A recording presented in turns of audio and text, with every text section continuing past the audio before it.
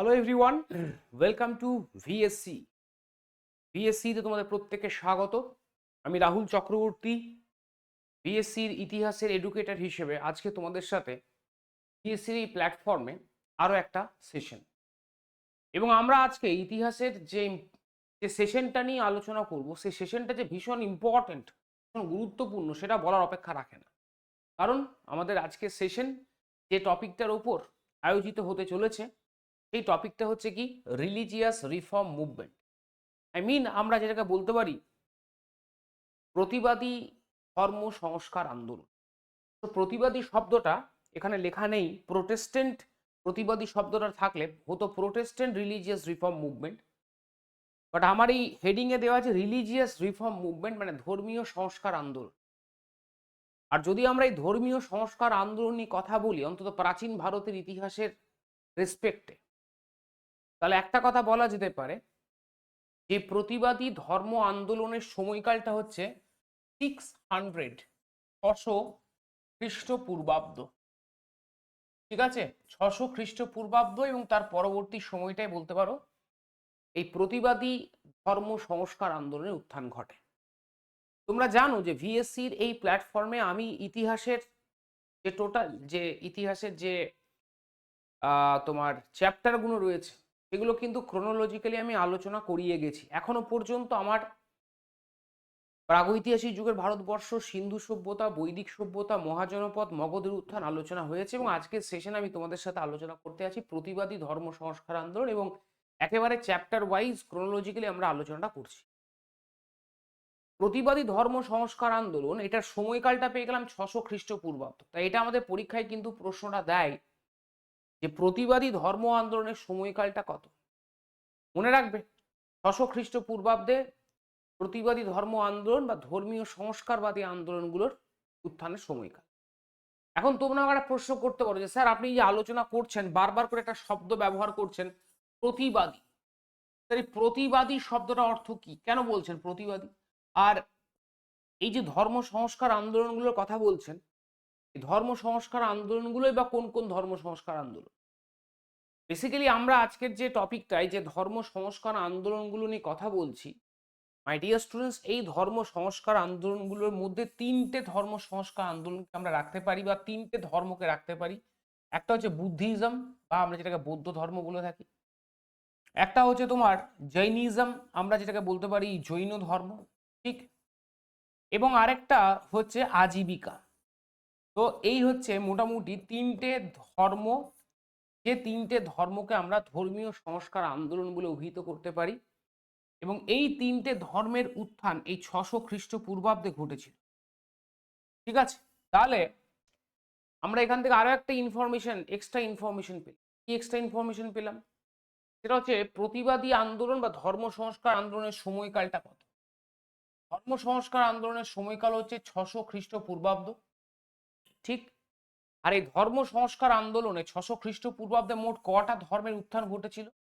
একটা হচ্ছে বুদ্ধিজম, একটা হচ্ছে জৈনিজম, এবং আরেকটা হচ্ছে কিন্তু আজীবিকা বা আজীবিক সম্প্রদায়। ক্লিয়ার?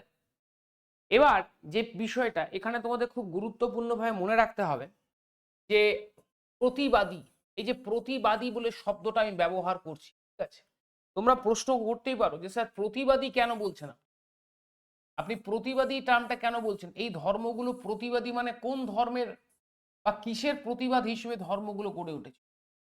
এটার উত্তর একটাই, সেটা হচ্ছে বৈদিক ব্রাহ্মণ্য ধর্ম। আমরা এই চ্যাপ্টারটা পড়ার আগে পড়েছিলাম বলতো বৈদিক যুগের ভারতবর্ষ। সেই বৈদিক যুগের ভারতবর্ষ পড়তে গিয়ে আমরা দেখেছিলাম যে বৈদিক যুগে বেসিক্যালি ব্রাহ্মণ্য ধর্ম একটা মোনোপোলাইজড রিলিজিয়াস ডক্ট্রিন হিসেবে উঠে আসে। তো ওই যে ব্রাহ্মণ্য ধর্মের যে একচেটিয়া ধর্মীয় আধিপত্য, এবং বলতে পারো যে পরবর্তী বৈদিক যুগ থেকে ভারতবর্ষের সমাজে যে জাতিভেদ প্রথার যে জাতিভেদ প্রথার যে কঠোরতা, এই বিষয়গুলোর বিরুদ্ধে প্রতিবাদ হিসেবেই এই তিনটে ধর্ম গড়ে উঠেছিল বলেই এই তিনটে ধর্মকে আমরা প্রতিবাদী ধর্ম আন্দোলন বলি। তার মানে প্রতিবাদী শব্দটা এই ধর্মগুলোর ক্ষেত্রে ব্যবহার করা হচ্ছে এই কারণের জন্য, কারণ এই ধর্মগুলো ব্রাহ্মণিজম অর্থাৎ বৈদিক যুগে যে ব্রাহ্মণ্যবাদ তার বিরুদ্ধ ধর্মীয় আন্দোলন হিসেবে গড়ে উঠেছিল। তাই আশা করি আমি বোঝাতে পেরেছি। বেশ, এবার আমরা যেটা করব সেটা হচ্ছে আমরা এই রিলিজিয়াস রিফর্ম মুভমেন্টগুলোকে একেবারে পরীক্ষা কেন্দ্রিকভাবে আলোচনা করব। এবং আজকে আমরা এই রিলিজিয়াস রিফর্ম মুভমেন্টে এই যে পড়াটা আলোচনাটা করছি, তো ধর্মীয় প্রতিবাদী বা বা বলতে পারো যে ধর্মীয় সংস্কার আন্দোলনে প্রথমে আমরা বৌদ্ধ ধর্মকে নিয়ে আলোচনা করব। মাই ডিয়ার স্টুডেন্টস, যদি আমরা বৌদ্ধ ধর্মকে নিয়ে আলোচনা করতে যাই, যেটা আমাদের কাছে খুব গুরুত্বপূর্ণ বলে মনে হয় সেটা হচ্ছে বৌদ্ধ ধর্মের প্রবর্তককে আমি না বললেও তোমরা সবাই জানো, স্যার গৌতম বুদ্ধ। কিন্তু গৌতম বুদ্ধের যে মানে বৌদ্ধ ধর্ম প্রবর্তন করার আগে গৌতম বুদ্ধ কেমন ছিলেন, ঠিক আছে, সেই সংক্রান্ত দিকটা একটু আমাদের আলোচনা করা দরকার, কারণ এগুলো আমাদের পরীক্ষায় আসে। দেখো, গৌতম বুদ্ধের জন্মগ্রহণ এই সালটা কিন্তু খুব ইম্পর্টেন্ট, পরীক্ষায় আসে যে গৌতম বুদ্ধ কত সালে জন্মেছিলেন। 563 খ্রিস্টপূর্বাব্দে। এবং কোথায় জন্মেছিলেন না, সেটা হচ্ছে আমাদের আজকের ভারতের প্রতিবেশী দেশ নেপালের লুম্বিনী উদ্যানে। তবে নেপালের যে অঞ্চলে তিনি জন্মেছিলেন সেটা ছিল কপিলাবস্তু। তো নেপালের কপিলাবস্তুর যে লুম্বিনী উদ্যান, সে কপিলাবস্তুর উদ্যানে কিন্তু আমরা বলতে পারি গৌতম বুদ্ধ। ঠিক, গৌতম বুদ্ধের আসল নাম হচ্ছে কিন্তু সিদ্ধার্থ। তাই আমি কিন্তু এখন সিদ্ধার্থ নামটা নিয়ে আলোচনা করবো, মানে সিদ্ধার্থকে সামনে রেখে আলোচনাটা এগিয়ে নিয়ে যাবো, কারণ এখনো অবধি তিনি কিন্তু গৌতম বুদ্ধ হননি। ঠিক, সিদ্ধার্থ জন্মালেন নেপালের কপিলাবস্তু লুম্বিনী উদ্যানে। জন্ম হচ্ছে 563 খ্রিস্টপূর্বাব্দে। তার মায়ের নাম হচ্ছে মহামায়া, বা অনেক সময় আমরা তার মাকে মায়া দেবী নামেও কিন্তু অভিহিত করতে পারি। ঠিক, এবং সিদ্ধার্থের বাবার নাম হলো তোমার শুদ্ধোধন। এবং শুদ্ধোধন বেসিক্যালি যে ডাইনাস্টি থেকে বিলং করতেন সেটা হচ্ছে শাক্য বংশ, শাক্য ক্ষত্রিয় বংশ। ঠিক আছে, কি বললাম? তাহলে গৌতম বুদ্ধ বা সিদ্ধার্থ তিনি কিন্তু ক্ষত্রিয় বংশের ছেলে, এবং তিনি যে ক্ষত্রিয় বংশ থেকে বিলং করেন সেটার নাম হলো কিন্তু শাক্য বংশ। ক্লিয়ার? তার আসল নাম সিদ্ধার্থ। জন্মানোর 7 দিনের মাথায়, মানে সিদ্ধার্থ জন্মানোর 7 দিনের মাথায় তার মা অর্থাৎ মায়াদেবী তিনি মারা গেলেন। বললাম, বুঝতে পেরেছো তো? তো মারা যাওয়ার পর তখন সিদ্ধার্থ, ওই ছোট্ট সিদ্ধার্থ যার কাছে বড় হয়েছেন, তিনি হচ্ছেন তার ধাত্রীমাতা বা স্টেপ মাদার, যার নাম হচ্ছে মহাপ্রজাপতি গৌতমী। এই মহাপ্রজাপতি গৌতমীর নামটা মনে রেখো, এনার কাছে কিন্তু সিদ্ধার্থ বড় হয়েছে। এরপর সিদ্ধার্থর বাবা শুদ্ধোধন, তিনি যেহেতু শাক্য বংশের রাজা, তো স্বাভাবিকভাবে তিনি তার ছেলের ভবিষ্যৎ দেখার জন্য তিনি সেই সময়কার বিখ্যাত কয়েকজন জ্যোতিষীকে তার রাজসভায় ডেকে পাঠান। সেই জ্যোতিষীরা ছোট্ট সিদ্ধার্থকে দেখে বলল যে আপনার এই ছেলে, মানে তার বাবা শুদ্ধোধনকে জানালো, আপনার এই ছেলে হয় বড় হয়ে কোনো রাজ চক্রবর্তী রাজা হবে, অথবা আপনার এই ছেলে সন্ন্যাসী হতে। তো শুদ্ধোধন তিনি যেহেতু রাজা, এত বড় ক্ষত্রিয় বংশের তিনি রাজা, তার ছেলে যদি ধরো সন্ন্যাসী হয়ে চলে যায়, তাহলে তার এই রাজ্যপাট, রাজ্য, রাজপ্রাসাদ কে সামলাবে? তাই শুদ্ধোধন খুব আশঙ্কিত হলেন, এবং শুদ্ধোধন যেটা করলেন, মাত্র 16 বছর বয়সে তিনি সিদ্ধার্থর কিন্তু বিয়ে দিয়ে দিলেন। কারণ তিনি জানেন যে ছেলে যদি বিয়ে হয়ে যায় তাহলে ছেলে অন্ততপক্ষে আর সন্ন্যাসী হতে পারবে না। 16 বছর বয়সে বিয়ে দিলেন, এবং যার সঙ্গে বিয়ে দিলেন তার নাম ছিল কিন্তু যশোধরা। এটা মনে রেখো, 16 বছর বয়সে সিদ্ধার্থর বিয়ে দেওয়া হলো, এবং যার সাথে বিয়ে দেওয়া হলো তার নাম কিন্তু যশোধরা। এই যে যশোধরার সঙ্গে বিয়ে দেওয়ার পর 29 বছর বয়সে এই যশোধরা, বা এনাকে আমরা গোপা নামে অভিহিত করতে পারি, 29 বছর বয়সে সিদ্ধার্থ এবং গোপা বা যশোধরার কোল আলো করে একটি পুত্র সন্তান জন্মলো, তার নাম হচ্ছে রাহুল। সিদ্ধার্থের ছেলের নাম হচ্ছে কিন্তু রাহুল। ঠিক, এরপর সিদ্ধার্থ একদিন কি করলেন, সিদ্ধার্থ একদিন যেটা করলেন সেটা হচ্ছে যে তিনি দীর্ঘদিন ধরে রাজপ্রাসাদের মধ্যে থাকতে অভ্যস্ত হয়ে গেছেন। একটা সময় পর সিদ্ধার্থ ঠিক করলেন যে তিনি রাজ্যপাট, মানে তার রাজ্য দেখতে বেরোবেন। সিদ্ধার্থ তার প্রিয় ঘোড়া কণ্ঠক এবং তার যিনি হচ্ছেন তোমার সারথি, সিদ্ধার্থে যিনি সারথি তার নাম ছন্দক। তো তার প্রিয় ঘোড়া কণ্ঠক এবং তার প্রিয় সারথি ছন্দককে নিয়ে আমাদের সিদ্ধার্থ বেরিয়ে পড়লেন, বললেন চলো একদিন আমি রাজযোগ দেখবো। তো বাবা খুব খুশি, মানে শুদ্ধোধন খুব খুশি, যাক এই তো সন্ন্যাসী ছেলে হবে না, ছেলে বলেছে রাজ্য দেখবো, মানে ঠিকই। আসলে রাজপ্রাসাদের ওই বিপুল ঐশ্বর্যের মধ্যে থেকে দেখে না সিদ্ধার্থ ক্লান্ত হয়ে পড়েছে। তাই তার মনে হলো একদিন আমার রাজ্য কেমন চলছে সেটা দেখে আসা তো। সিদ্ধার্থ রাজ্য দেখতে গেলেন। দেখতে গিয়ে সিদ্ধার্থ 4টে দৃশ্য দেখলেন, 4টে ছবি। আর সেই 4টে ছবি কি কি? 4টে দৃশ্য। প্রথম দৃশ্য দেখলেন একজন জরাগ্রস্ত ব্যক্তিকে। দ্বিতীয় দৃশ্য দেখলেন একজন বৃদ্ধ ব্যক্তিকে। তৃতীয় দৃশ্য দেখলেন তিনি একটি ডেড বডি বা একটি একটি মৃতদেহকে। এই যে জরাগ্রস্ত ব্যক্তি, ব্যাধিগ্রস্ত ব্যক্তি বা বা মৃত ব্যক্তি, এই যে এদেরকে দেখলেন, এদেরকে দেখার পর সিদ্ধার্থ দেখলেন যে 3টে দৃশ্যের সাথে একটা ফ্যাক্টর কমন, একটা জিনিস কমন। সেটা হচ্ছে কি? যন্ত্রণা, কষ্ট, দুঃখ, শোক। এরপর সিদ্ধার্থ যখন চতুর্থ দৃশ্যটা দেখলেন, সেখানে দেখলেন যে একজন সন্ন্যাসী, সৌম্যকান্তি সন্ন্যাসী, যে সন্ন্যাসীর মুখে অমলিন হাসি। সিদ্ধার্থ সন্ন্যাসীকে জিজ্ঞাসা করলেন যে আমি যে 3 দিন 3টে দৃশ্য দেখলাম, 3টে দৃশ্যতেই দুঃখ, কষ্ট, যন্ত্রণা, শোক, ক্রন্দন, কান্নাকাটি ছিল। তো আপনাকে দেখে আমার মন ভরে গেল আপনার মুখের অমলিন হাসি। এই অমলিন হাসির রহস্যটা কি? সেই সন্ন্যাসী সিদ্ধার্থকে বললেন, তুমি যদি অমলিন হাসির রহস্য জানতে চাও, তোমাকে রাজপ্রাসাদ থেকে বেরিয়ে আসতে। ব্যাস। সন্ন্যাসীর কথা শোনার পর সিদ্ধার্থ আর কালক্ষেপ করলেন না। He took the decision that he will renounce his entire familyhood and also will renounce his royal palace. তিনি তার রাজপ্রাসাদ, সাংসারিক জীবন তিনি ত্যাগ করবেন। And this is why at the age of 29, মাত্র 29 বছর বয়সে সিদ্ধার্থ কি করলেন? সিদ্ধার্থ একদিন গভীর রাতে তিনি বাড়ি ত্যাগ করলেন। বাড়ি ত্যাগ করে মানে পুরো পরিবার ত্যাগ করলেন। এই যে 29 বছর বয়সে সিদ্ধার্থ এই যে বাড়ি বা তার পুরো পরিবার ত্যাগ করলেন, এটাকে বলা হয় বৌদ্ধ ধর্মের ভাষায় মহাভিনিষ্ক্রমণা। তাহলে যদি আমাদের পরীক্ষায় প্রশ্ন দেয় যে মহাভিনিষ্ক্রমণা বলতে কি বোঝায়, আমি আশা করব তোমরা প্রত্যেকে আনসার করতে পারবে যে বৌদ্ধ ধর্মের ভাষায় মহাভিনিষ্ক্রমণা এই শব্দটা অর্থ হচ্ছে সিদ্ধার্থ মাত্র 29 বছর বয়সে তিনি তার বাড়ি ছেড়ে বেরিয়ে গেলেন পাকাপোক্তভাবে সন্ন্যাসী হবার জন্য, রাইট? এটাকে বলা হয় তাকে মহাভিনিষ্ক্রমণ। মহাভিনিষ্ক্রমণ কত বছর বয়সে ঘটে সেটা আমরা পেয়ে গেলাম। সিদ্ধার্থ সন্ন্যাসী হওয়ার জন্য বাড়ি ছেড়েছে এবং বাড়ি ছাড়ার পর তিনি প্রথমে যেখানে গেলেন রাজগৃহ। ঠিক মনে রাখবে, সিদ্ধার্থ প্রথমে যেখানে গেলেন বাড়ি ছেড়ে দেওয়ার পর মহাভিনিষ্ক্রমণের পর রাজগৃহতে। তো রাজগৃহতে সিদ্ধার্থ গেলেন এবং রাজগৃহতে সিদ্ধার্থ যার কাছে প্রথম তিনি তার ধর্ম শিক্ষা গ্রহণ করলেন, তার নাম ছিল আলারা কালামা। এই নামটা প্রত্যেকে মনে রাখবে। এই আলারা কালামার কাছে, ঠিক আছে, এই আলারা কালামার কাছে সিদ্ধার্থ কিন্তু প্রথম তার ধর্ম শিক্ষা গ্রহণ।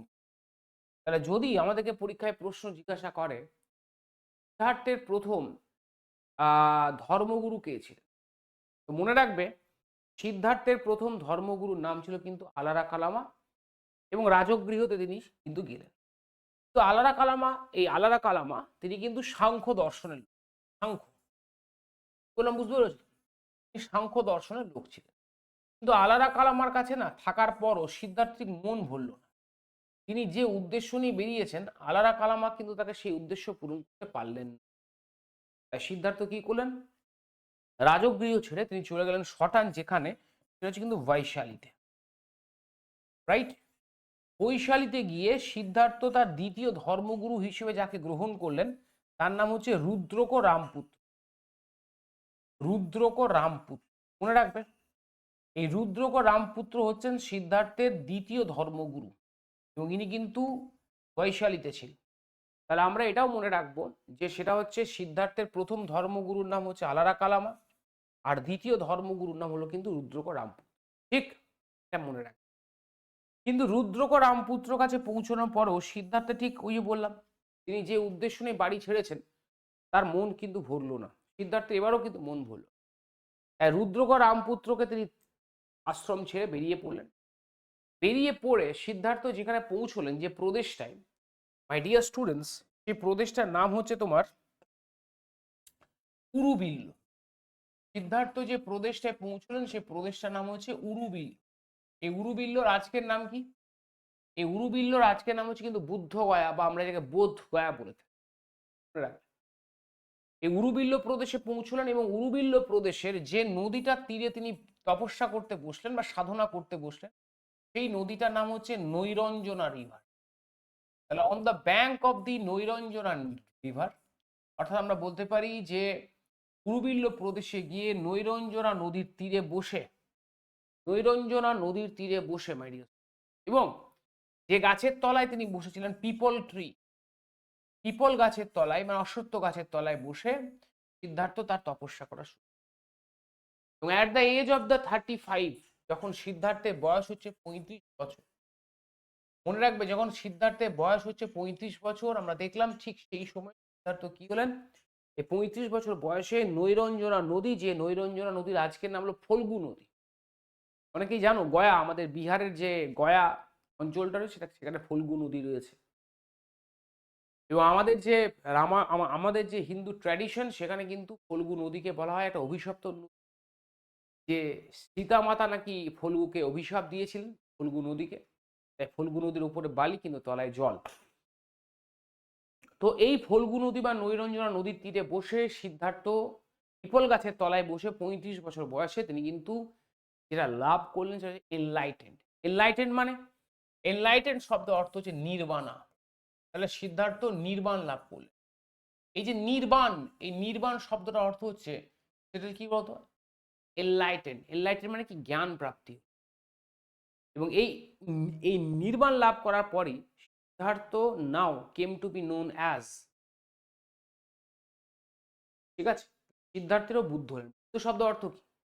বুদ্ধ শব্দ অর্থ হচ্ছে নলেজ।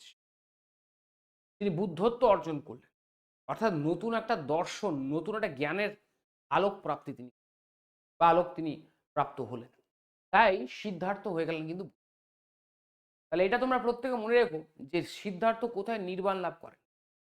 যদি মনে রাখতে চাও তার জন্য তোমাদের কাছে একটা প্রমাণও আছে, সেটা দেখো WBCS প্রিলিমস 2019-এ, what did Gautam Buddha attend Nirbana?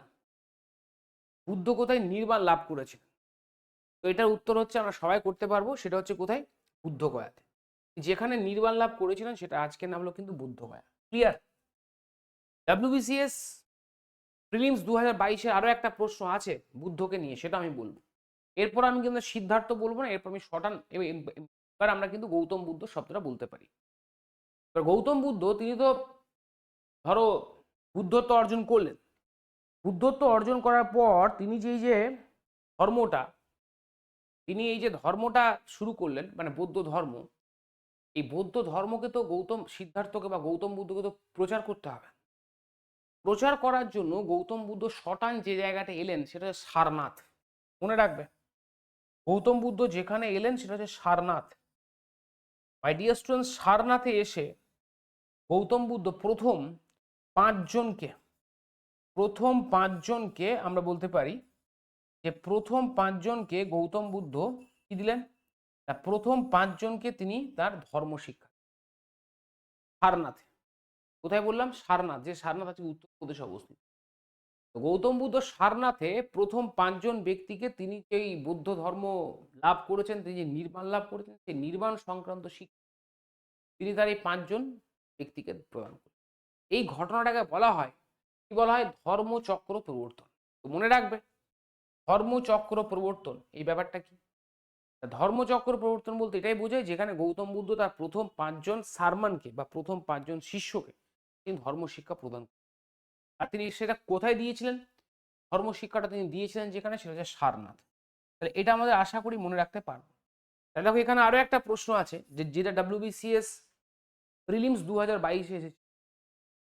The first sermon of Gautam Buddha is called, Gautam Buddha প্রথম যে মানে যে তার শিষ্যদেরকে ধর্ম শিক্ষা দিয়েছেন সেটা কি নামে পরিচিত? উত্তর হচ্ছে কি? হচ্ছে ধর্মচক্র। কি বললাম বুঝতে পেরেছো তো? তা ধর্মচক্র পরিবর্তনের গল্পটা আশা করি তোমরা প্রত্যেকে বুঝতে এরপর আমরা চলে যাব নেক্সট যেটাই, সেটা হচ্ছে গৌতম বুদ্ধ তিনি যে এই যে ধর্ম শিক্ষা প্রদান করছেন, তো গৌতম বুদ্ধের এই ধর্ম শিক্ষার মূল বক্তব্যটা কি?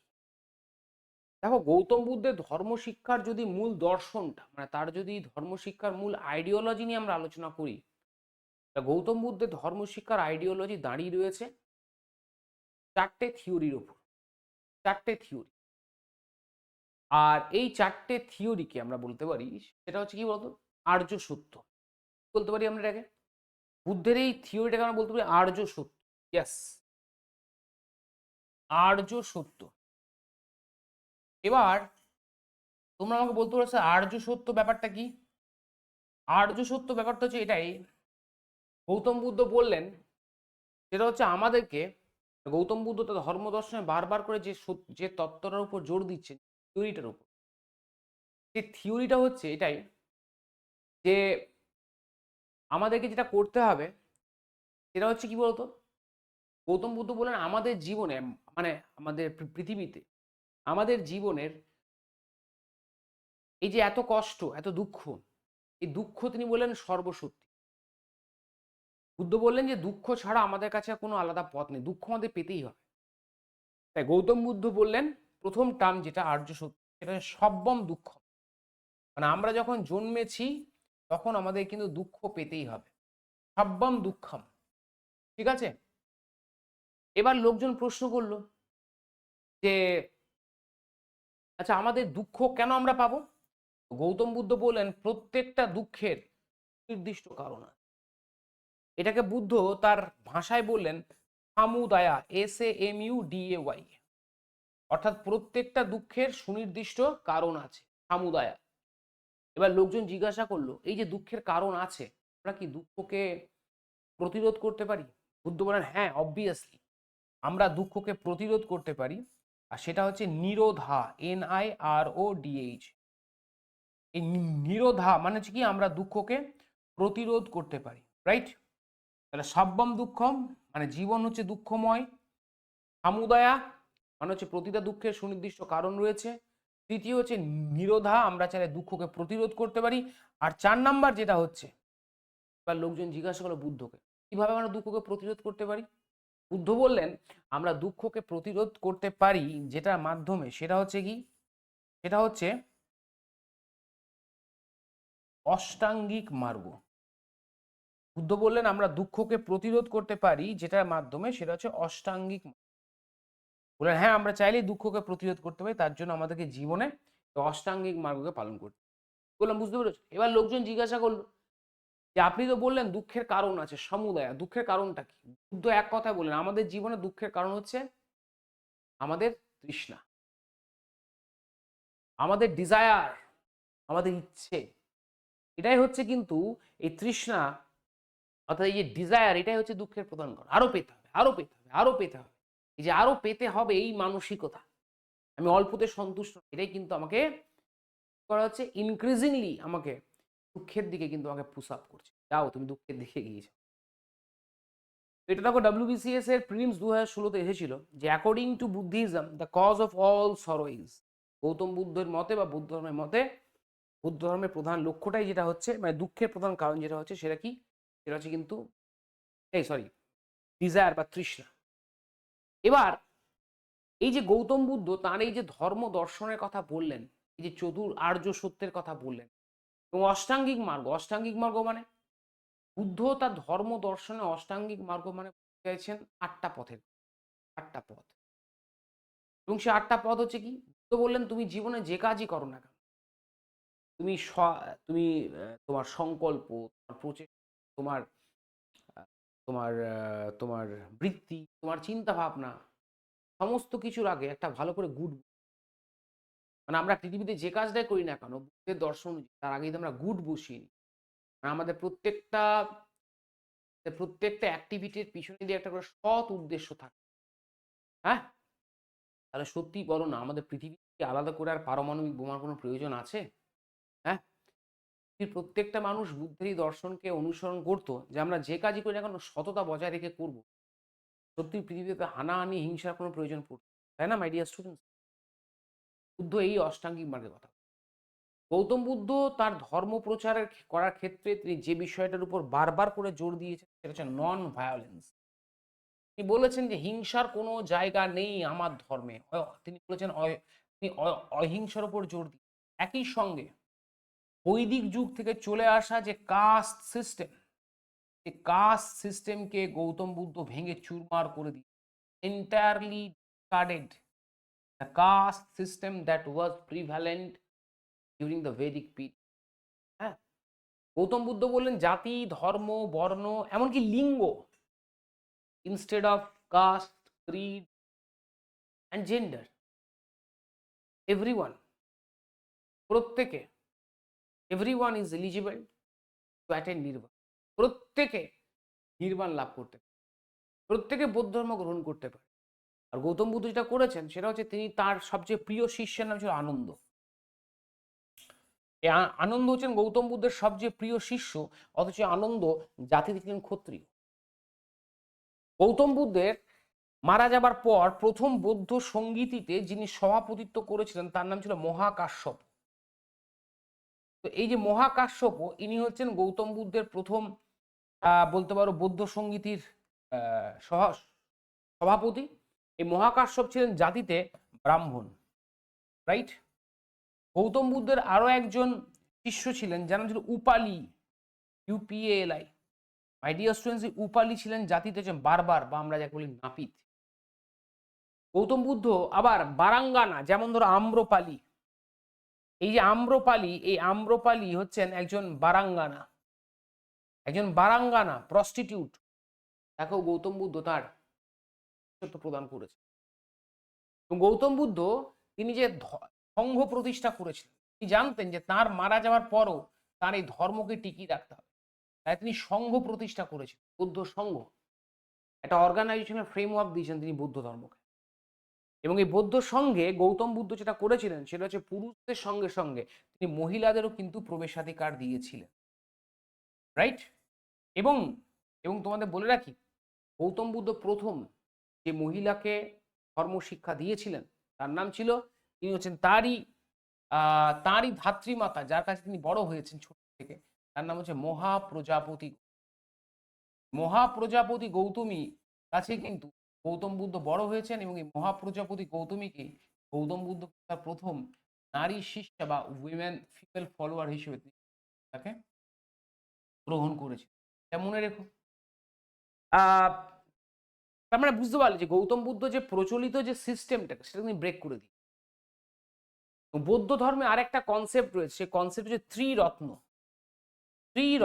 মাই ডিয়ার স্টুডেন্টস, এই ত্রিরত্ন বলতে কি বোঝায়? ত্রিরত্ন হচ্ছে বৌদ্ধ ধর্মের তিনটে রত্ন রয়েছে, মানে তিনটে বিষয়কে বলা হয়। একটা হচ্ছে বুদ্ধ, রাইট, একটা হচ্ছে বুদ্ধ, একটা হচ্ছে ধর্ম, ঠিক আছে, এবং আরেকটা হচ্ছে সংঘ। মনে রাখবে বৌদ্ধরা এই তিনটেকে ত্রিরত্ন বলে থাকে, কি বললাম? একটা হচ্ছে বুদ্ধ, একটা হচ্ছে ধর্ম, একটা হচ্ছে সংঘ।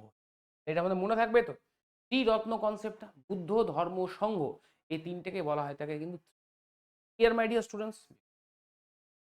এর সঙ্গে সঙ্গে আরেকটা জিনিস মনে রাখবে, গৌতম বুদ্ধ মারা যাওয়ার পর গৌতম বুদ্ধের এই যে ধর্ম সংক্রান্ত বাণী, এই বাণীগুলোকে কিন্তু লিপিবদ্ধ করার কাজ শুরু।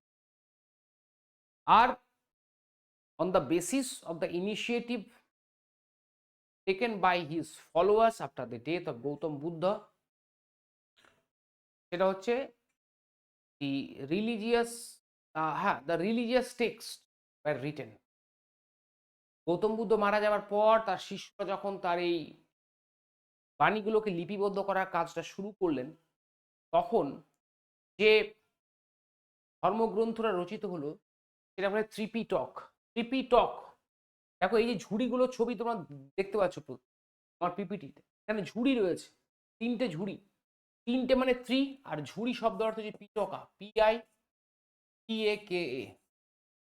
বললাম তিনটে পিটক মানে তিনটে ঝুড়ি, বললাম বুঝতে পেরেছো তো? তিনটে পিটক মানে তিনটে ঝুড়ি। আর তিনটে পিটক কি কি?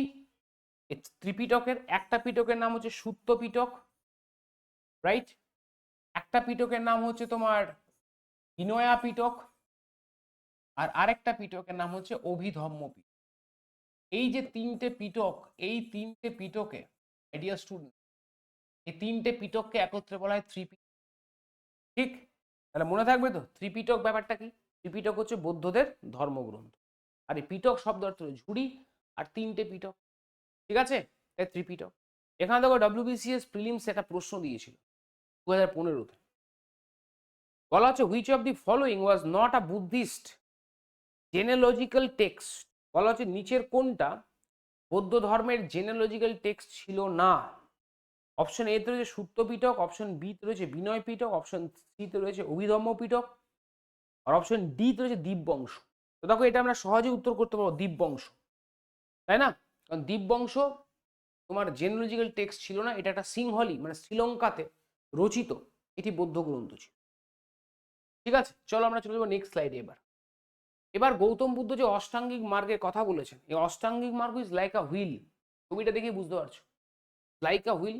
অষ্টাঙ্গিক মার্গ 8টা পদ দেখো, right intention, right speech, right action, right livelihood, right effort, right concentration, right mindful. ঠিক আছে, আচ্ছা এরপর আমরা চলে যাব গৌতম বুদ্ধ মারা গেলেন। গৌতম বুদ্ধ কখন মারা গেলেন বলে দিই, গৌতম বুদ্ধ মারা যাচ্ছেন 483 BC। তাহলে মনে রাখবে গৌতম বুদ্ধ মারা যাচ্ছেন কততে, 483, এবং 483 খ্রিস্টপূর্বাব্দে Gautam Buddha on his way to Kushinagara, তিনি যখন বলতে পারো কুশিনগর যাওয়ার পথে গৌতম বুদ্ধ কিন্তু on his way to Kushinagara Gautam Buddha took his last dinner. ঠিক আছে, last dinner the house of Karmakar Chunda. Gautam Buddha Kushinagar যাওয়ার পথে তিনি তার শেষ খাবার, যেটা আবার লাস্ট আর রাতের খাবারটা খেয়েছেন যার বাড়িতে, তার নাম ছিল কর্মকার চুন্দ। এই কর্মকার চুন্দ একজন চন্ডাল, বলতে পারো মানে he belong to a untouchable class বা আনটাচেবল ক্ল্যান কল্ড চন্ডালা। মানে কর্মকার চুন্দ মানে চন্ডাল ফ্যামিলি থেকে বিলং করতেন। তো এর বাড়িতে তিনি লাস্ট খাবারটা খেলেন বুদ্ধ, এবং এর বাড়িতে লাস্ট খাওয়ার পরই বুদ্ধের যে ব্যাপারটা হলো সেটা হচ্ছে তিনি ভীষণ অসুস্থ হয়ে পড়লেন, এবং কুশিনগরে 80 বছর বয়সে কিন্তু বুদ্ধ মারা গেলেন। গৌতম বুদ্ধ কত সালে মারা গেলেন এটা কিন্তু পরীক্ষায় আমাদের আকছার আসে, তাই আমি বললাম বুদ্ধ মারা যাওয়ার ডেটটাও তোমরা মনে রাখবে। বুদ্ধ মারা গেলেন কিন্তু 483 খ্রিস্টপূর্বাব্দে কুশিনগর যাওয়ার পথে, তখন তার বয়স হচ্ছে মাত্র 80। ঠিক, এ হচ্ছে বুদ্ধের গল্পটা। এরপর বুদ্ধ মারা যাওয়ার পর বুদ্ধের যারা ফলোয়ার্স ছিলেন, বুদ্ধের যারা সহকর্মী বা ফলোয়ার্স বা অনুগামীরা ছিলেন, তারা ঠিক করলেন একটা জিনিস। তারা কি ঠিক করলেন? তারা যে বিষয়টা ঠিক করলেন বুদ্ধ মারা যাওয়ার পর, যে গৌতম বুদ্ধ যে কথাগুলো বলে গেছেন বুদ্ধের দর্শনের উপর ভিত্তি করে আমরা করব, আমরা বৌদ্ধ ধর্মকে আরেকটু অর্গানাইজেশনাল সাংগঠনিক ফ্রেমওয়ার্কের মধ্যে আমরা এটাকে রেজার্ভ করতে চাই। সেই কারণের জন্য বুদ্ধ মারা যাওয়ার পর 4 বৌদ্ধ সঙ্গীতি হয়েছে, কাউন্সিল যেটাকে বলে বুদ্ধিস্ট কাউন্সিল। এই 4 বৌদ্ধ কাউন্সিল তোমাদের মনে রাখতে হবে। প্রথম বৌদ্ধ কাউন্সিল সেটা হয়েছিল যে বছর বুদ্ধ মারা গেলেন 483 খ্রিস্টপূর্বাব্দে। কোথায় হয়েছিল? আমাদের রাজগৃহতে হয়েছিল। রাজগৃহর যে গুহাতে হয়েছিল সেই গুহাটার নাম সপ্তপর্ণী গুহা, মনে রাখবে। প্রথম বৌদ্ধ সঙ্গীতিতে যিনি সভাপতিত্ব করেছেন তিনি নিজের মহাকাশ্যপ। এই ভদ্রলোকের সঙ্গে তোমাদের আগে আমি আলাপ করিয়ে দিয়েছি, তাই তোমরা প্রত্যেকেই চেনো এনাকে। এবং যে রাজার পৃষ্ঠপোষকতায় হয়েছিল সেই রাজার নাম ছিল কিন্তু অজাতশত্রু। ঠিক, তাহলে অজাতশত্রুর পৃষ্ঠপোষকতা আমরা বলতে পারি প্রথম বৌদ্ধ সঙ্গীতে হয়েছিল। প্রথম বৌদ্ধ সঙ্গীতে ইম্পর্টেন্ট কেন মনে রাখবে? প্রথম বৌদ্ধ সঙ্গীতে বৌদ্ধ ধর্মের 2টো ধর্মগ্রন্থ রচিত হয়েছে, একটা সূত্র পিটক এবং আরেকটা নাম ছিল কিন্তু বিনয় পিটক। সূত্র পিটক এবং বিনয় পিটক, এই দুটো ধর্মগ্রন্থ আমরা বলতে পারি প্রথম বৌদ্ধ সঙ্গীতে কিন্তু রচিত হয়েছে। ক্লিয়ার? এরপর আসো দ্বিতীয় বৌদ্ধ সঙ্গীতি, এরপর আসো দ্বিতীয় বৌদ্ধ সঙ্গীতি। এই দ্বিতীয় বৌদ্ধ সঙ্গীতিটা প্রথম বৌদ্ধ সঙ্গীতি হওয়ার 100 বছর পরে হয়েছে, 383 খ্রিস্টপূর্বাব্দে। এবং এই দ্বিতীয় বৌদ্ধ সঙ্গীতিটা হয়েছে বৈশালীতে। বৈশালীর যেখানে হয়েছিল যে বৌদ্ধ বিহারটায়, তার নাম বালুকারাম বৌদ্ধ বিহার। এবং দ্বিতীয় বৌদ্ধ সঙ্গীতে যিনি সভাপতিত্ব করেছেন তার নাম সাবাকামি। এবং যে রাজার পৃষ্ঠপোষকতায় হয়েছে এটা, তার নাম হচ্ছে কিন্তু কালাশোক। মনে রেখো কালাশোকের পৃষ্ঠপোষকতায় হয়েছে। এবার আসো তৃতীয় বৌদ্ধ সঙ্গীতি। তৃতীয় বৌদ্ধ সঙ্গীতি এটা হয়েছে 247 খ্রিস্টপূর্বাব্দে। তৃতীয় বৌদ্ধ সঙ্গীতিটা হয়েছে পাটলিপুত্রতে। তৃতীয় বৌদ্ধ সঙ্গীতিতে যিনি সভাপতিত্ব করছেন তিনি হচ্ছেন মোগলিপুত্র তিস্য। আর তৃতীয় বৌদ্ধ সঙ্গীতিতে যেটা হয়েছিল, বৌদ্ধ ধর্মের আরো একটা পিটক, অভিধম্ম পিটক আমরা যেটাকে বলে থাকি, অভিধম্ম পিটক, এই অভিধম্ম পিটক কিন্তু রচিত হয়েছে। বললাম, বুঝতে পেরেছো তো? বৌদ্ধ ধর্মের আরো একটা পিটক যেটার নাম ছিল অভিধম্ম পিটক, সেই অভিধম্ম পিটকটা কিন্তু রচিত হয়েছিল তৃতীয় বৌদ্ধ সঙ্গীত। ঠিক। ওই তৃতীয় বৌদ্ধ সঙ্গীতে যিনি সভাপতিত্ব করেছে, যে রাজার পৃষ্ঠপোষকতা হয়েছিল তার নাম ছিল অশোক। মনে রেখো কোন বৌদ্ধ সঙ্গীতে এই যে বৌদ্ধ সঙ্গীতিগুলোর সঙ্গে ঘটনাগুলোকে, এই যে বৌদ্ধ সঙ্গীতির সঙ্গে তথ্যগুলোকে তোমাদের দিচ্ছি, এগুলো কিন্তু ভালো করে মনে রেখো মাই ডিয়ার স্টুডেন্ট। আর আসো বৌদ্ধ ধর্মের চতুর্থ বৌদ্ধ সঙ্গীতি ফোর্থ, এবং সেটা হয়েছিল 100 খ্রিস্টাব্দে। এবং যেখানে হয়েছিল কাশ্মীরের কুন্দল বনবিহার, কাশ্মীরের যে বৌদ্ধ বিহারে হয়েছিল সেটা ছিল কুন্দল বনবিহারে, রাইট। এবং চতুর্থ বৌদ্ধ সঙ্গীতি যিনি বলতে পারো আমাদের সভাপতি ছিলেন তার নাম ছিল বসুমিত্র। যিনি সহসভাপতি ছিলেন তার নাম হচ্ছে অশ্বঘোষ। আর যে রাজার পৃষ্ঠপোষকতায় হয়েছে তার নাম ছিল কিন্তু কনিষ্কা। আর একটা জিনিস মনে রাখবে, চতুর্থ বৌদ্ধ সঙ্গীতে বৌদ্ধ ধর্ম দুটো ভাগে ভাগ হয়ে যায়। একটা হচ্ছে হীনযান। চতুর্থ বৌদ্ধ সঙ্গীতে বৌদ্ধ ধর্ম দুটো ভাগে ভাগ হয়ে যায়, একটা হচ্ছে হীনযান এবং আরেকটা ভাগের নাম ছিল কিন্তু মহাযান। তাহলে হীনযান এবং মহাযান এই দুটো ভাগে আমরা বলতে পারি যে বৌদ্ধ ধর্ম কিন্তু বলতে পারো যে ভাগ হয়ে যায়।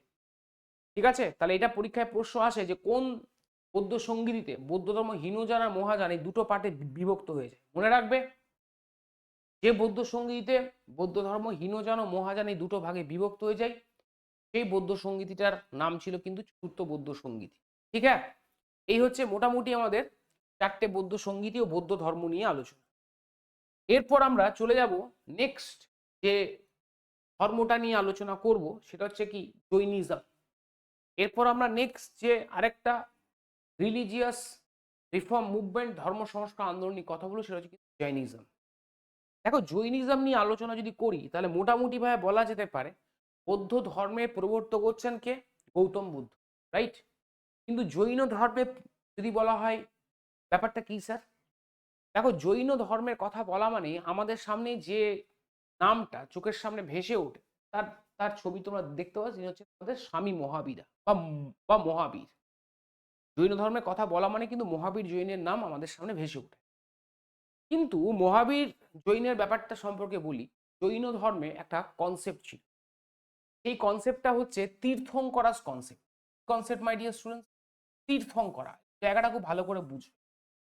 জৈন ধর্মের যারা বলতে পারো লোকজন, তারা মনে করে যে জৈন ধর্মে কোনো ব্যক্তি এককভাবে তিনি কিন্তু ওই মোক্ষ লাভ করতে পারেন, তিনি তার জীবনে কিন্তু মুক্তি লাভ করতে পারেন না। তাকে মুক্তি লাভের পথ বা তীর্থ দেখানোর জন্য এই পৃথিবীতে আবির্ভূত হয়েছেন যারা, তারাই হচ্ছেন তীর্থ।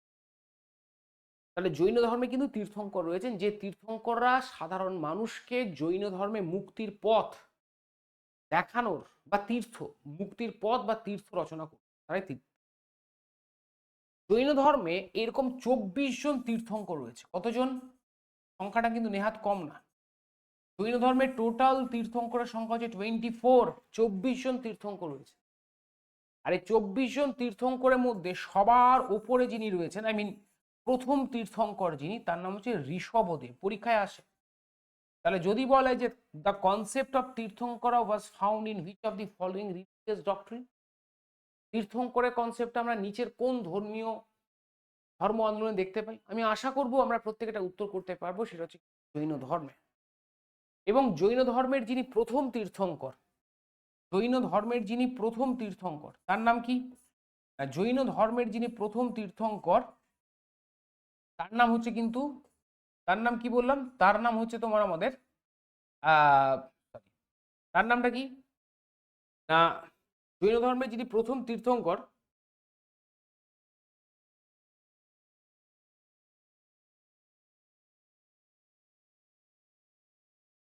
জৈন ধর্মের প্রথম তীর্থঙ্কর যিনি, তার নাম হলো কিন্তু তোমার আমাদের ঋষভনাথ, ঠিক আছে, বা ঋষভদেব, এটা মনে রাখবে।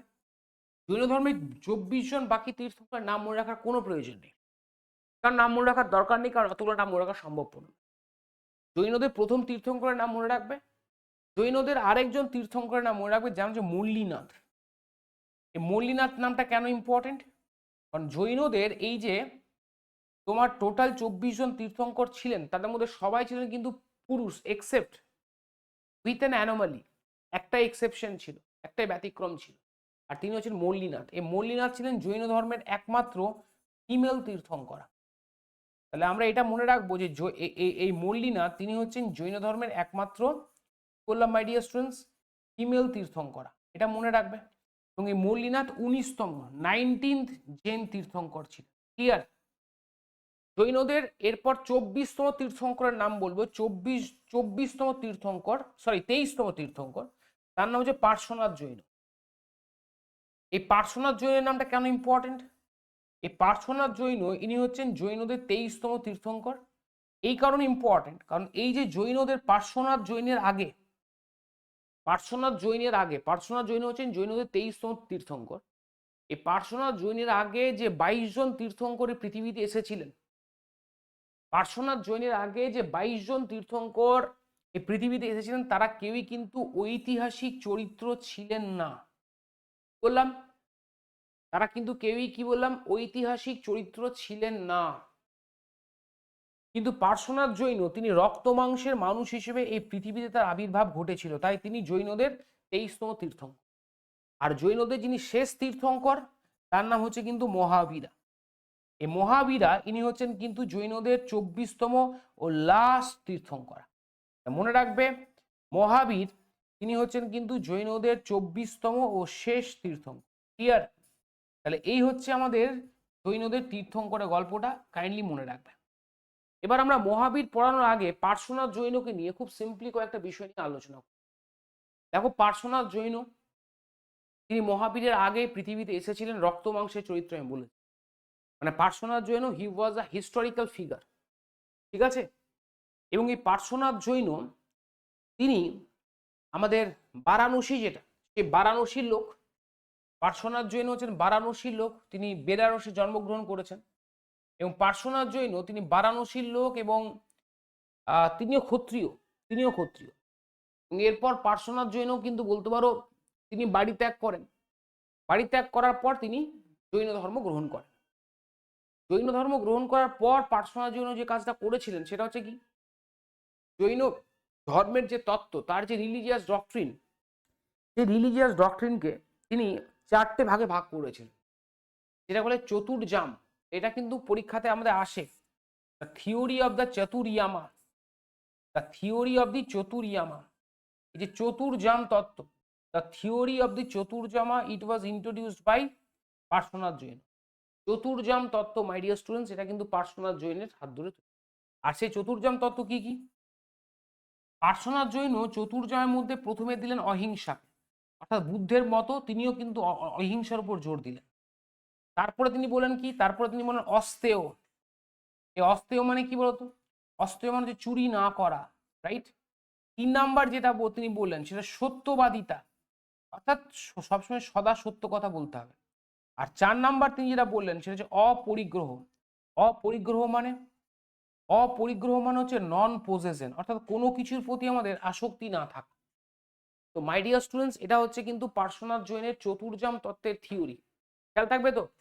এরপর পার্শ্বনাথ জৈন তিনি কিন্তু তার এই জৈন ধর্ম নিয়ে তার যে ব্যাখ্যা বা তার প্রচার, সে প্রচার করার পর তিনি মারা যান। তার মারা যাওয়ার পর 24তম তীর্থঙ্কর হিসেবে যিনি আসেন পৃথিবীতে, তার নাম হলো মহাবীর।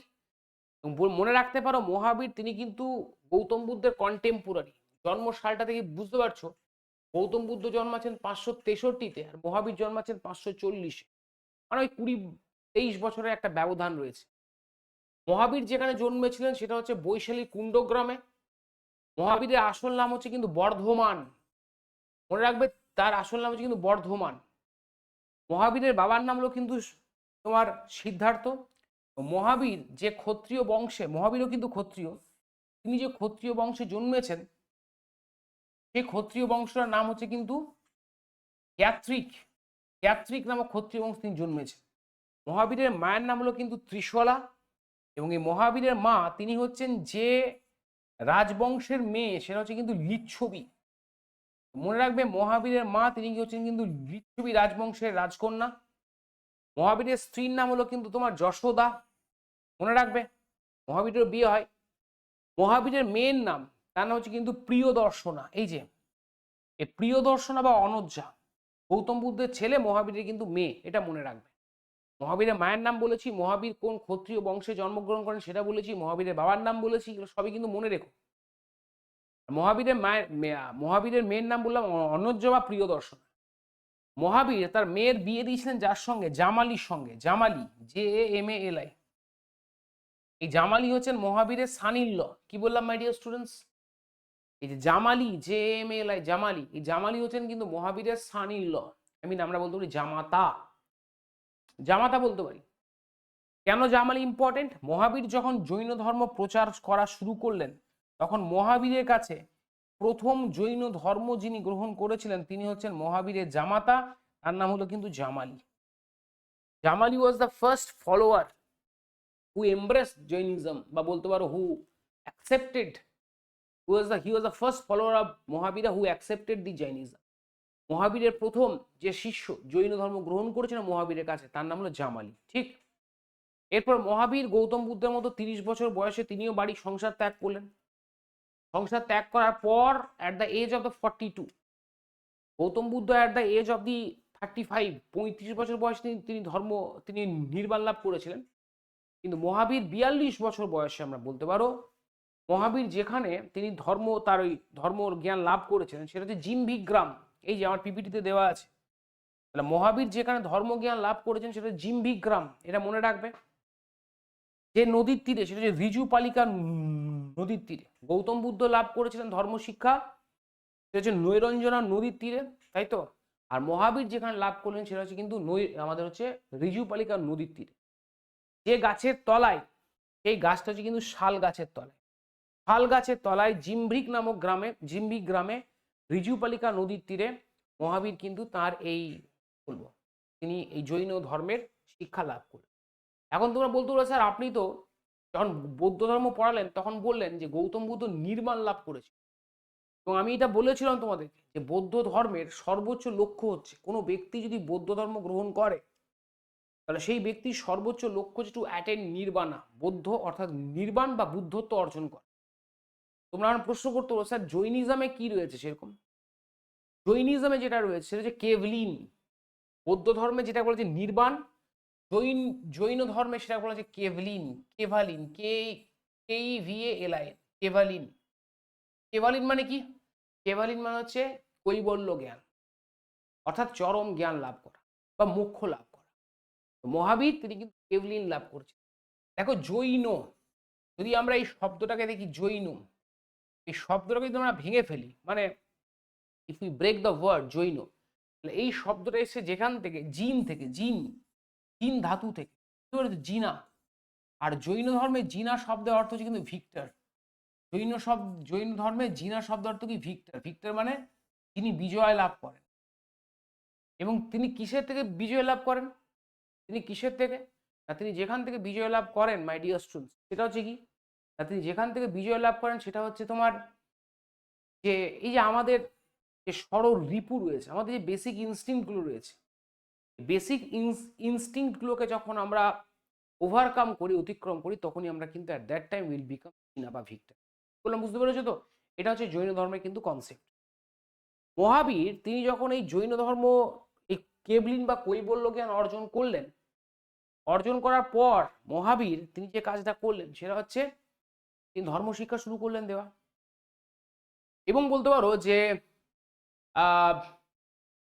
পারো যে তিনি ধর্মশিক্ষা যখন দিতে গেলেন তখন মহাবীর যে কাজটা করেছিলেন সেটা হচ্ছে তিনি ওই পার্শ্বনাথের যে চতুর্জাম বলে যে থিওরিটা ছিল, তাহলে ব্যাকগ্রাউন্ড একটু চেঞ্জ করে দিই তাহলে বুঝতে পারো তোমরা।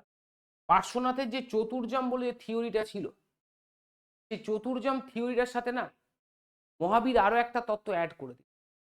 পার্শ্বনাথের চতুর্জামটা আমি তোমাদের সঙ্গে আলোচনা করেছিলাম, একটু আগে বলেছি, অহিংসা মানে নন ভায়োলেন্স, অস্তেয় মানে চুরি না করা, সত্যবাদিতা আই মিন সত্য কথা বলা, আর বলেছিলাম অপরিগ্রহ বা নন পজেশন, তাই তো? মহাবীর কি করলেন, মহাবীর এই চতুর্যমের সঙ্গে আরেকটা নতুন থিওরি অ্যাড করে দিলেন। আর সেই থিওরি আর সেই থিওরিটা হচ্ছে কি জানো তো? সেই থিওরিটা হচ্ছে ব্রহ্মচর্য। সরি, সেই থিওরিটা হচ্ছে কি না, সেই থিওরিটা হচ্ছে কিন্তু ব্রহ্মচর্য। ঠিক আছে, মহাবীর এই থিওরিটা কিন্তু অ্যাড করে দিলেন, যে থিওরিটার নাম হলো কিন্তু ব্রহ্মচর্য। অর্থাৎ ব্রহ্মচর্য মানে সেলিবেসি, রাইট? ব্রহ্মচর্য বলেই তত্ত্বটা কিন্তু অ্যাড করে দিই। ফলত চতুর্জাম মানে চারটি থিওরি ছিল, তার সঙ্গে ব্রহ্মচর্য অ্যাড করে দেওয়ার ফলে নাও দ্য চতুর্জামা বিকাম পঞ্চ মহাব্রত, তাই না? চতুর্জাম তো ছিলই, চতুর্জামের সঙ্গে এবার হয়ে গেল পঞ্চ মহাব্রত। তাই চারটি থিওরি ছিল, চারটি থিওরির সাথে মহাবীর অ্যাড করলেন ব্রহ্মচর্য, তার ফলে এটা হয়ে গেল কি না পঞ্চম। ক্লিয়ার? তাহলে পঞ্চমহাব্রত কনসেপ্ট আমি আশা করি বোঝাতে পেরেছি। এই চতুর্জামের চারটে থিওরি কিন্তু পার্শ্বনাথ জৈনের, মহাবীর শুধুমাত্র এই চতুর্জামের সাথে আরো একটা এক্সট্রা থিওরি অ্যাড করলেন, যেটা নাম ব্রহ্মচর্য। আর এই ব্রহ্মচর্য অ্যাড করার পর চতুর্জাম হয়ে গেল কিন্তু পঞ্চম। ক্লিয়ার মাই ডিয়ার স্টুডেন্টস? এবার তোমাদেরকে বলে রাখি, এই যে 5 ডক্ট্রিন যেটা আমার পিপিটিতে দেওয়া আছে তোমরা দেখতেই পাচ্ছ। একই সঙ্গে একটা জিনিস বলে রাখি যে বৌদ্ধ জৈন ধর্মেও কিন্তু, একই সঙ্গে একটা জিনিস বলে রাখি যে জৈন ধর্মেও কিন্তু তোমার বেসিক্যালি ওই ত্রিরত্নের কনসেপ্টটা কিন্তু রয়েছে। যেমন বৌদ্ধ ধর্মে ত্রিরত্ন রয়েছে, বুদ্ধ ধর্ম সংঘ, তেমনি জৈন ধর্ম কিন্তু ত্রিরত্ন রয়েছে। জৈন ধর্মের ত্রিরত্ন কি কি? একটা হচ্ছে রাইট ফেথ, সৎ বিশ্বাস, একটা হচ্ছে রাইট নলেজ, সৎ জ্ঞান, আর একটা হচ্ছে রাইট কন্ডাক্ট বা সৎ ব্যবহার। মনে রাখবে জৈন ধর্মের যে তোমার ত্রিরত্নের কনসেপ্ট সেটা হচ্ছে right knowledge, right faith and right conduct, সৎ জ্ঞান, সৎ আচরণ এবং সৎ বিশ্বাস। ঠিক আছে, এই হচ্ছে মোটামুটিভাবে জৈন ধর্মের গল্প। মনে রাখবে যেহেতু পার্শ্বনাথ জৈন ও মহাবীর এই দুজনেরই যারা ফলোয়ার ছিলেন, পরবর্তীতে তারা দুটো ভাগে বিভক্ত হয়ে যান। দুটো ভাগে তারা বিভক্ত হয়ে যান, সেটা হচ্ছে তোমার শ্বেতাম্বর এবং হচ্ছে দিগম্বর। শ্বেতাম্বর কাদের বলা হতো? শ্বেতাম্বর ছিলেন তারাই যারা সাধারণত পার্শ্বনাথের অনুগামী ছিলেন, যারা পার্শ্বনাথ জৈনের অনুগামী ছিলেন, যারা সাদা পোশাক পরতেন তারা শ্বেতাম্বর, এই ছবিটা দেখতে পাচ্ছ। আর মহাবীরের যারা অনুগামী তাদেরকে বলা হয় দিগম্বর। মহাবীর আদেশ দিলেন তার অনুগামীরা কিন্তু গায়ে কোনো পোশাক পরবে না। কেন পরবে না? মহাবীর এই পিছনে যে লজিকটা দিলেন সেটা, যদি পোশাক যদি কেউ পরে, মহাবীর বললেন যে যদি কেউ পোশাক পরে তাহলে কিন্তু সে পোশাক সেই ব্যক্তিকে গ্রন্থিবদ্ধ করবে, অর্থাৎ সে ব্যক্তির মধ্যে একটা আসক্তি তৈরি করবে। তাই মহাবীর বেসিক্যালি পোশাক না পরার পেছনে যে লজিকটা দিলেন, সেই লজিকটা হচ্ছে কি নির্গ্রন্থ নীতি। নির্গ্রন্থ নীতি মানে অর্থাৎ তুমি যদি শরীরে পোশাক পরো, পোশাকটা তোমার কিন্তু গ্রন্থিবদ্ধ করবে। তাই মহাবীর নির্গ্রন্থ নীতি মেনে চলতেন, আর সেই কারণে তিনি তার ফলোয়ার্সদের কিন্তু বলে দিয়েছিলেন আমরা কেউ কিন্তু কোনো কোনো পোশাক, রাইট? এ হচ্ছে মহাবীরের গল্প, জৈন ধর্মের গল্প। ফাইনালি তোমাদেরকে আরেকটা বিষয় বলে রাখি, মনে রাখবে মাই ডিয়ার স্টুডেন্ট, সেটা হচ্ছে মহাবীরের মৃত্যুর পর জৈন ধর্ম কিন্তু দুটো সম্মেলন হয়েছিল, দুটো কাউন্সিল। প্রথম জৈন সম্মেলন সেটা হয়েছিল তোমার 310, দাঁড়াও ব্যাকগ্রাউন্ডটা চেঞ্জ করে দিলে তোমাদের একটু পরিষ্কার বুঝতে পারবে। প্রথম জৈন সঙ্গীতটা হয়েছিল 310 খ্রিস্টপূর্বাব্দে, ঠিক আছে, এবং হয়েছিল পাটলিপুত্রতে। মনে রেখো এটা কোথায় হয়েছিল বললাম, পাটলিপুত্রতে। এবং এটা এই প্রথম জৈন সঙ্গীতে আমরা দেখতে পাচ্ছি 12টা অঙ্গ। এই 12টা অঙ্গ হচ্ছে জৈন ধর্মের আর্লিয়েস্ট লিটারারি টেক্সট। তাই এটা পরীক্ষায় প্রশ্ন আসে যে জৈন ধর্মের প্রথম ধর্ম গ্রন্থটির নাম কি? মনে রাখবে জৈন আগমাজ, ঠিক। এবং এই জৈন আগমার এই প্রথম জৈন সঙ্গীতে যিনি সভাপতিত্ব করেছেন তার নাম হচ্ছে স্থূলভদ্র। আর জৈন ধর্মের দ্বিতীয় সঙ্গীত হচ্ছে 453 থেকে 466 খ্রিস্টাব্দে, এবং এটা হয়েছিল গুজরাটের বলভিতে। এই জৈন সঙ্গীতটাতে 12টা অঙ্গ এবং 12টা উপাঙ্গ এই দুটোই কিন্তু রচিত হয়েছিল। এই জৈন সঙ্গীতে যিনি সভাপতিত্ব করেছেন তার নাম কিন্তু দেরিধিগঞ্জ। মনে রেখো এটা। একটা প্রশ্ন WBCS প্রিলিমস 2014-তে এসেছে, which ruler was contemporary of Buddha and Mahavir? কোন শাসক মহাবীর ও বুদ্ধের সমসাময়িক? অবভিয়াসলি মনে রাখবে যে শাসক মহাবীর ও গৌতম বুদ্ধের সমসাময়িক তিনি হচ্ছেন কিন্তু আমাদের বিম্বিসার। বিম্বিসার তিনি কিন্তু গৌতম বুদ্ধের সমসাময়িক এবং মহাবীরেরও কিন্তু সমসাময়িক। বিম্বিসার অজাতশত্রু বলতো, অজাতশত্রু, ঠিক আছে, আমরা অজাতশত্রুর কথা বলতে পারি। Ajatashatru he was also contemporary of Buddha and Mahavir. Clear? তো এই হচ্ছে মোটামুটি বুদ্ধিজম ও জৈনিজম সংক্রান্ত আমাদের আলোচনা বা রিলিজিয়াস রিফর্ম মুভমেন্ট সংক্রান্ত আলোচনা। তবে এখানে আরেকটা বিষয় বলতে হয়, আমি যখন আজকে আলোচনা শুরু করেছিলাম তখন তোমাদের বলেছিলাম যে আরেকটা ধর্ম নিয়ে বলবো, আজীবিকা ধর্ম। তো আজীবিকা ধর্ম, এই আজীবিক ধর্মটাও কিন্তু বলতে পারো বৌদ্ধ ধর্ম বা জৈন ধর্মের মতো এতটা বড় না হলেও এই আজীবিক ধর্ম এটাও কিন্তু একটা প্রতিবাদী ধর্ম আন্দোলন হিসেবে উঠে এসেছিল। এবং এই আজীবিক ধর্মের যিনি প্রতিষ্ঠাতা ছিলেন তার নামটা তোমরা মনে রাখবে, তার নাম হচ্ছে গোশাল, গোশাল মঙ্খলিপুত্র। এই গোশাল মঙ্খলিপুত্র তিনি কিন্তু বলতে পারো মাই ডিয়ার স্টুডেন্টস এই আজীবিক ধর্ম তিনি প্রতিষ্ঠা করেছিলেন, ঠিক আছে, এই গোশাল মঙ্খলিপুত্র। হ্যাঁ, এবং এই গোশাল মঙ্খলিপুত্র ইনি প্রথম জীবনে আমাদের কি নাম, মহাবীর, এই মহাবীরের কিন্তু ফলোয়ার ছিলেন। পরবর্তীকালে মহাবীরের সঙ্গে তার কোনো একটা বিষয় নিয়ে একটা ডিসকর্ডেন্স হয়, মানে একটা মতানৈক্য হয়, তার প্রেক্ষিতে হি ডিনাউন্স দ্য জৈনিজম, এবং তারপরে তিনি কিন্তু আজীবিক নামক ধর্মটা প্রতিষ্ঠা করেন। এবং তিনি he was a big critic of Jainism in his entire life. এবং এই আজীবিকরা বেসিক্যালি যে দর্শনটার উপর বিশ্বাস করে সেটা হচ্ছে ডিটারমিনিজম, অর্থাৎ এরা কিন্তু আজীবিকরা যে দর্শনটা বিশ্বাস করে সেটা হচ্ছে নিয়তিবাদ, অর্থাৎ ওই ওই ওই কনসেপ্ট আছে আর কি, যা আছে কপালে দেখা যাবে সকালে। আজীবীরা বিশ্বাস করে যে যা কপালে তোমার লেখা আছে সেটাই হবে, কপালের বাইরে কিন্তু কিছুই হবে। এই হচ্ছে আজীবিকদের গল্প। তা আজীবিক ধর্মের প্রতিষ্ঠাতাকে গোশাল মঙ্খলিপুত্র। আর আজীবিকদের এই সেলফ ডিটারমিনিজম অর্থাৎ এই যে নিয়তিবাদ, এই কনসেপ্টটা মনে রাখো, এটাও কিন্তু কখনো কখনো পরীক্ষায় আসে। তো মাই ডিয়ার স্টুডেন্টস, আমাদের আজকের আলোচনা রিগার্ডিং রিলিজিয়াস রিফর্ম মুভমেন্ট সংক্রান্ত আলোচনা এখানেই কমপ্লিট। এরপর ভিএসসির প্ল্যাটফর্মে তোমাদের সঙ্গে দেখা হবে ভিএসসির এই প্ল্যাটফর্মে তোমাদের সঙ্গে পরের টপিক নিয়ে। পরের টপিক যেটা হবে সেটা হচ্ছে বুদ্ধিজমকে নিয়ে, অবশ্যই সরি বুদ্ধিজম বললাম, পরের যে টপিকটা হবে সেটা নিয়ে কিন্তু মৌরিয়ান এম্পায়ারকে নিয়ে, মৌর্য সাম্রাজ্য নিয়ে পরের টপিক দেখা হচ্ছে তোমাদের সঙ্গে ভিএসসি একাডেমির এই প্ল্যাটফর্মে। ভালো থেকো সবাই, থ্যাংক ইউ।